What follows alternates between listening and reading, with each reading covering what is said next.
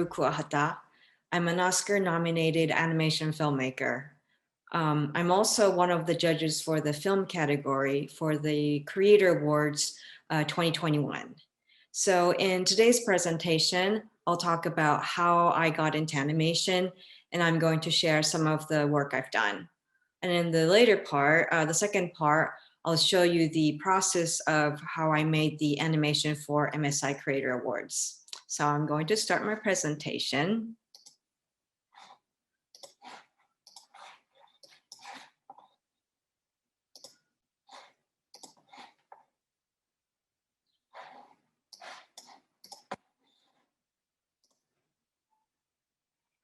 Okay, so I've been collaborating with Max Porter, my partner, as Tiny Inventions since 2007. So as you can see from the image, we've created short films, commercial projects, illustrations, animation for interactive games, and we recently have ventured more into feature films. So we use a variety of techniques from stop motion to CG, and we often combine the two. But we really love the handmade feel, and we always try to get that handmade aesthetic into every project. So first, a little about myself and how I started animation, or how I got into animation. So I'm born and raised in Japan, and I've always loved crafting and reading. And I had the desire of becoming an artist since I was very little, but I wasn't sure what exactly what I wanted to do. It was really in the art school that where I decided, or where I discovered about animation, and I wanted to become an animation filmmaker. I had a few majors that I was interested in, but and I wasn't sure for a while, and all of a sudden I realized that in animation I could combine like everything I loved, from crafting, puppet making, drawing, and storytelling. So I thought it was a very greedy discipline, and once I started studying, I just got so excited about the possibility of animation, because you can do anything in the animated world, and that totally excited me. So after art school, both Max and I worked for various animation companies in New York, and after a couple of years, we decided that we wanted to build something of our own. So we set up Tiny Inventions, and we were just really curious to be in control over projects from concept all the way to post.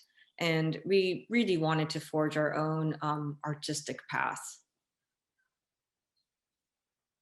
Luckily, around that time, through our old colleague, we had a chance to make a music video for the band called They Might Be Giants. And they were open with the visual styles. So we thought it was a great chance, and we poured a lot of energy into this project. Since it takes place in a classroom, it allowed us to be playful with materials, and we were able to experiment a lot. So this was our first step in directing projects. And also around the same time, we were itching to make films. It was something that we studied in art school and something we felt passionate about. But at the time, it felt like a very big mountain to climb while working on so many projects. And we've always heard that the first film after art school is the hardest, but we really wanted to overcome that. So we worked nights, weekends, and in between commercial projects. And we spent about 2.5 years to finish this film called Something Left, Something Taken. It's a story about a couple who visits San Francisco, and while riding on a car to get to their friend's house, they start to suspect that the driver might be the notorious Zodiac killer who never got caught. So I'll show you an excerpt, and this is the moment that the couple freak out.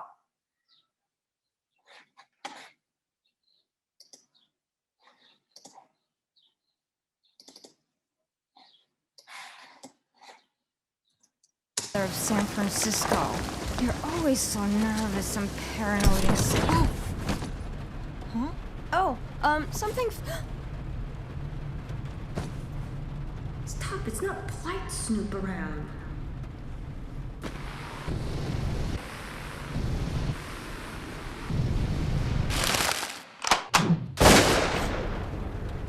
Max, it's a gun. G-U-N. Max, we're gonna die. We're gonna die. We're gonna die. You're right. We are going to die. This is what we're going to do. We're going to leave forensic evidence. What do you mean? Well, investigators will look for trace evidence, so we need to leave some behind. But we also have to take some away. You're right, because our bodies will get dumped in the bushes. Exactly.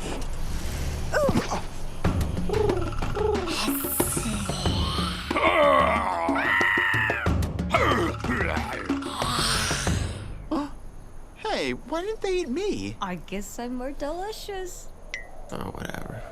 So, are we just gonna stay here forever? No, eventually someone will find us. Statistically speaking, it's usually a jogger. No, Max. It's usually Hunter I've seen on TV. That's true. All right, let's split the difference. Jogging Hunter. Oh.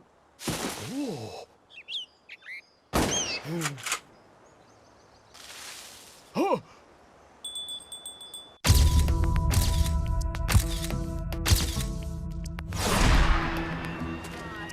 So, what happens next? Well, then they take our remains to a forensics lab where they conduct tests.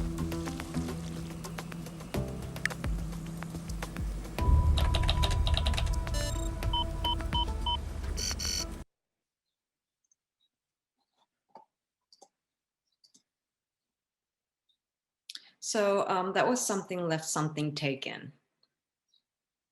After the first film, we moved to the Netherlands to make our second film, Between Times.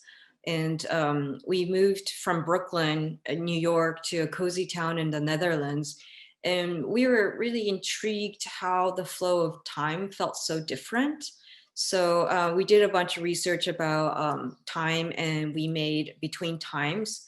It's a story told from a cuckoo clock about the passing of time. So I'll show you an excerpt.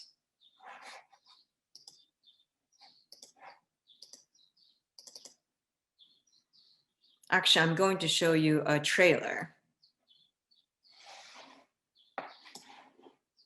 It all started this morning.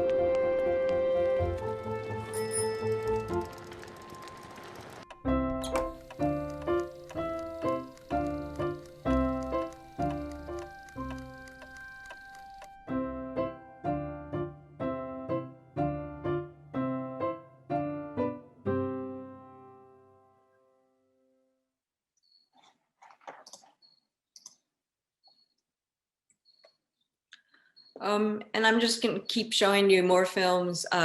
So this film is called Perfect Houseguest. And we call this a palate cleanser film because it's a short film between longer projects. And we just really wanted to do something quick after Between Times, which is a pretty long production. But it's really funny because nothing is ever quick with animation. So of course, we set out to do something very quick, and it ended up taking 9 months or something like that. But it's still relatively a short project. So I'll show you.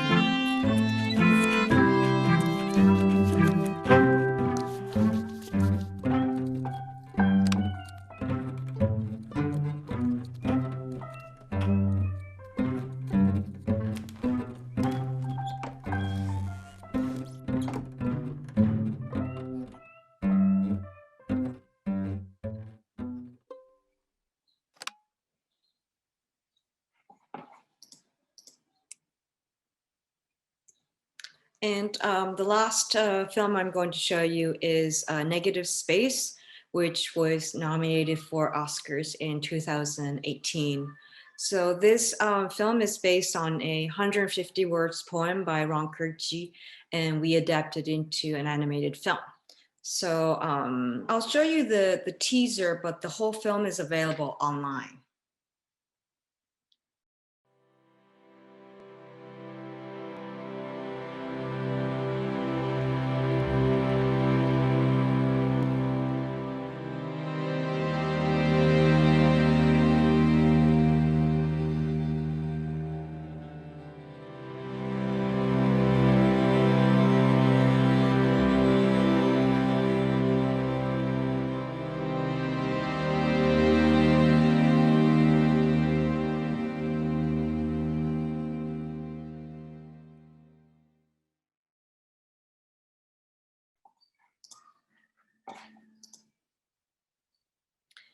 So that was Negative Space.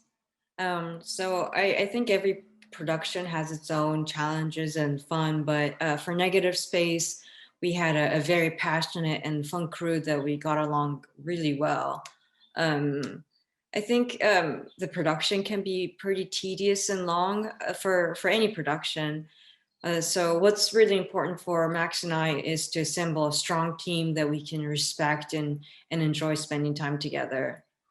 So anyways, I showed some films and some were just excerpts, but all of them are available online under Tiny Inventions. So if you're curious, please check it out. So that was about me and a little bit about my work. So next I will talk about the animation I made for MSI Creator Awards.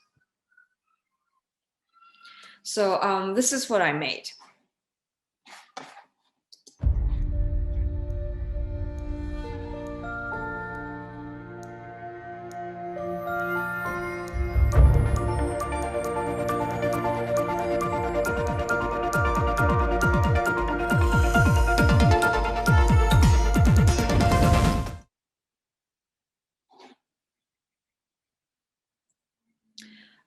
So I'll walk through the process of how I made this.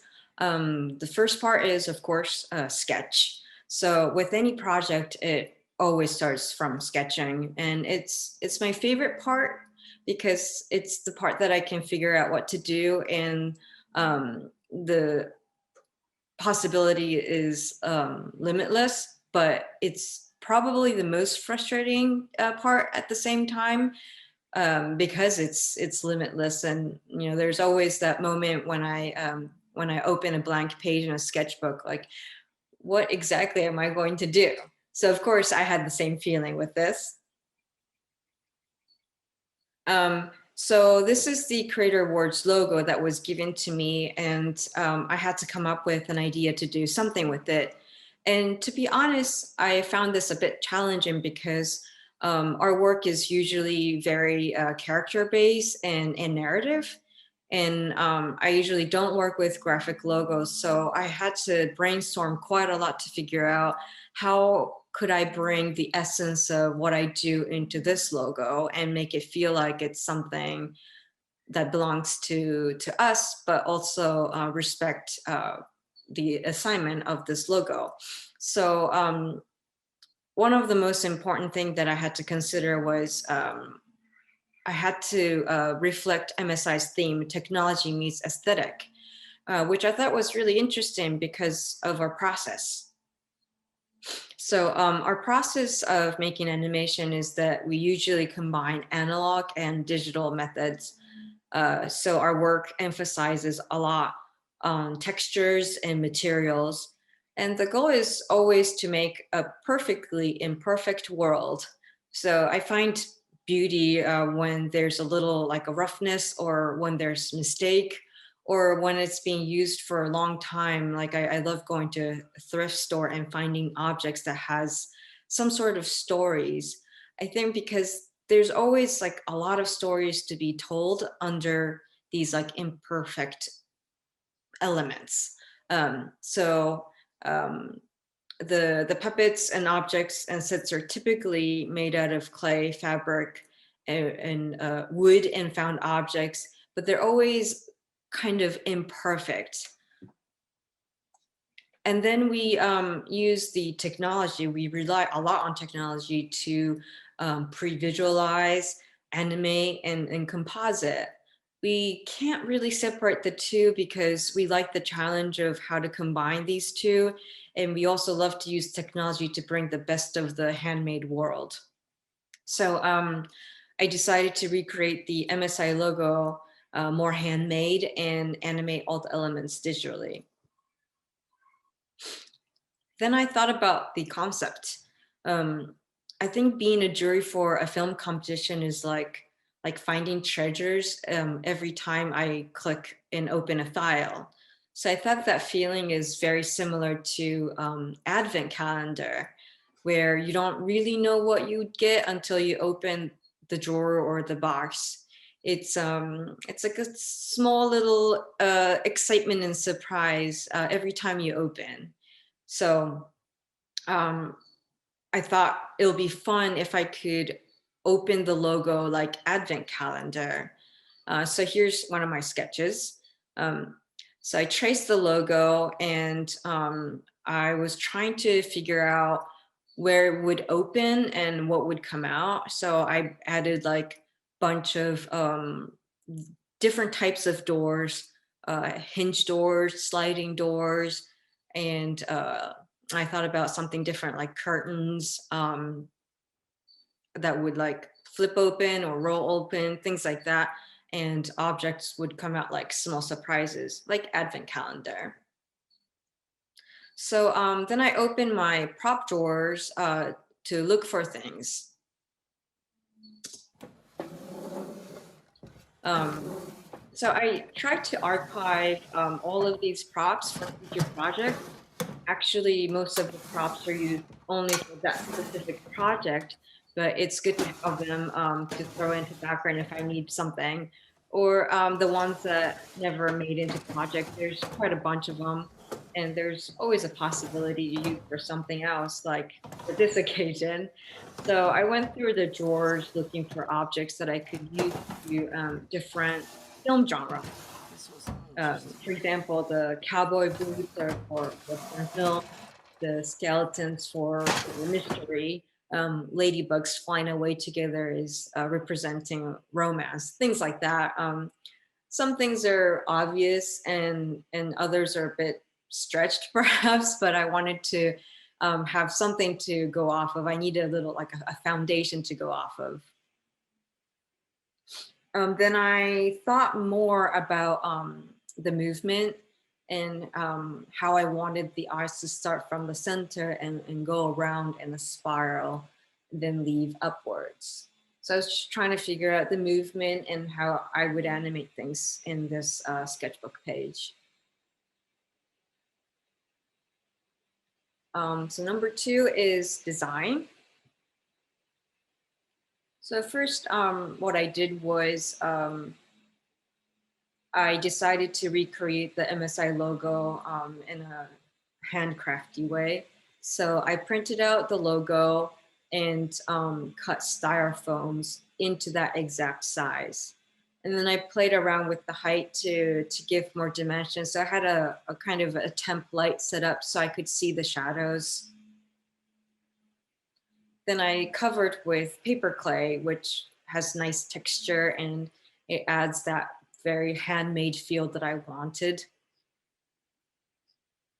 And for the section that objects would come out, I used balsa foam because it's very easy to carve out and it maintains the shape pretty well. And I painted the entire thing with gesso because it was like yellow and white and it was hard to see like the shadow and the shape. So I needed to cover everything with white. So this process really helped me to add or reduce height for each block. So I could play with the light shadow and I could make it a little bit more dimensional. And after that process, I felt like I needed to make it more handmade. It was looking a little bit too slick. So I added another layer of clay to roughen up. Oftentimes I have to go into everything to roughen up or make it look a little bit more handmade, like emphasize the handmade feel. And actually, one of my friends once said to me that the whole handmade process is like making mashed potatoes. If you mash the potatoes too much, it would feel like store-bought.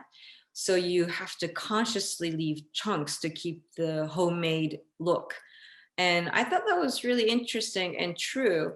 Oftentimes when you work on miniatures, you can work it so like meticulously and make it look too store-bought or too slick.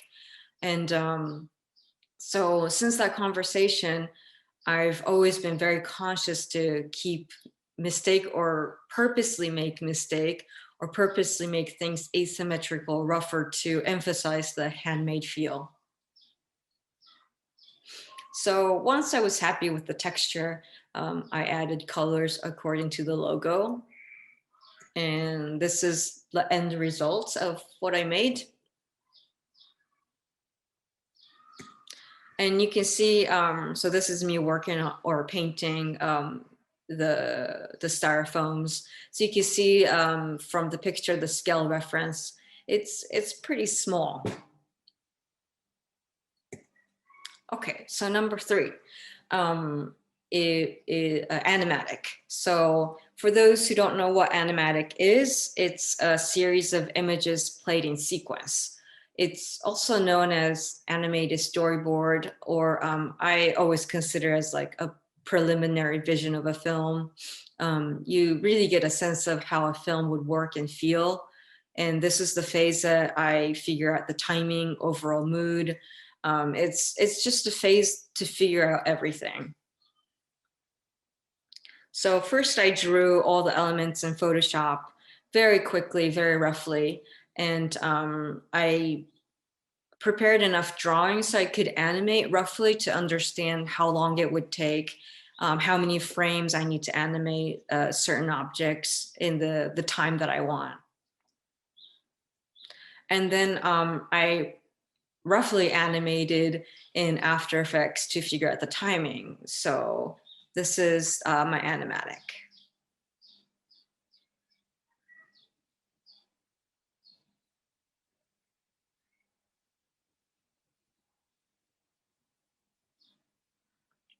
So as you can see, it's pretty similar to the end product, although I changed some of the objects here and there. But now at this point, I knew exactly how many frames to animate each object and overall how things would flow. So next, number 4 is shooting. So I had everything prepared to animate, and I set up lights, cameras, and all of the elements.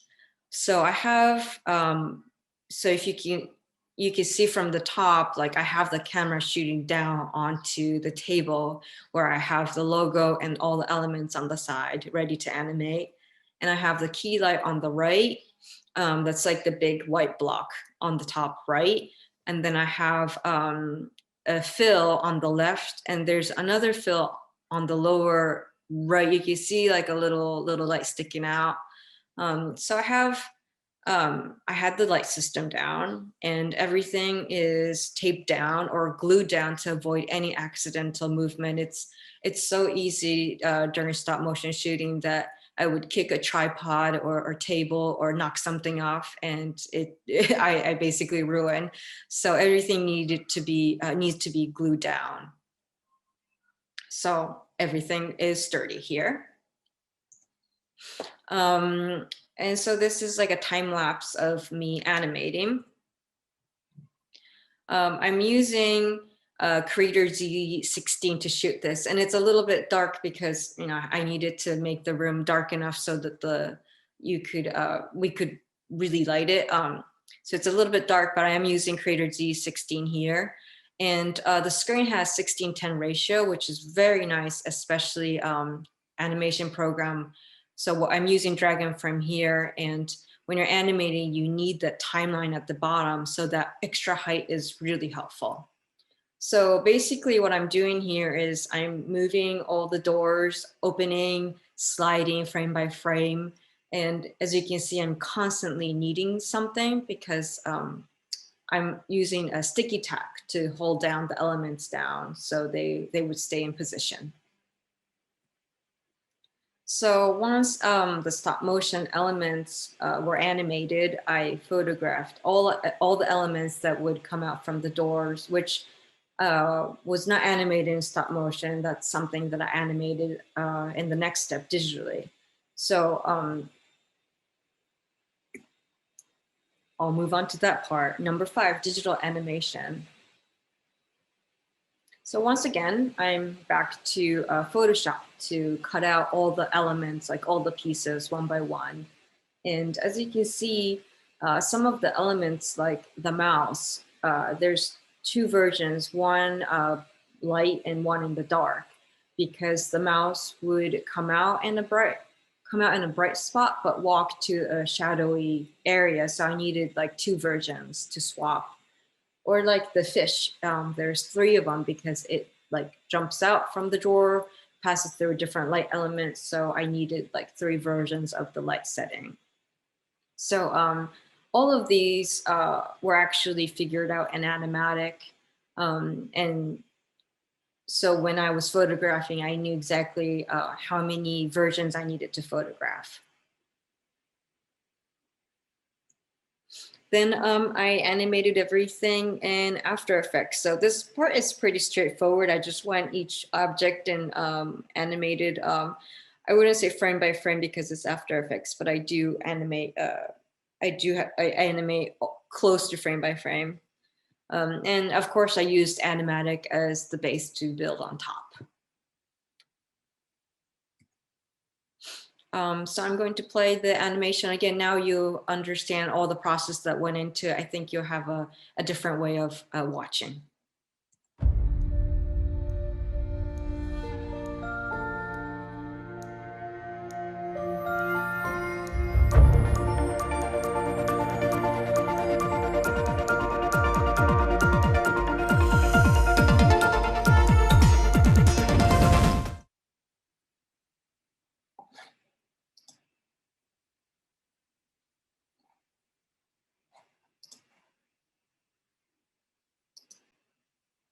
Okay, so that was like a quick rundown of how I made the animation. Thank you so much for watching.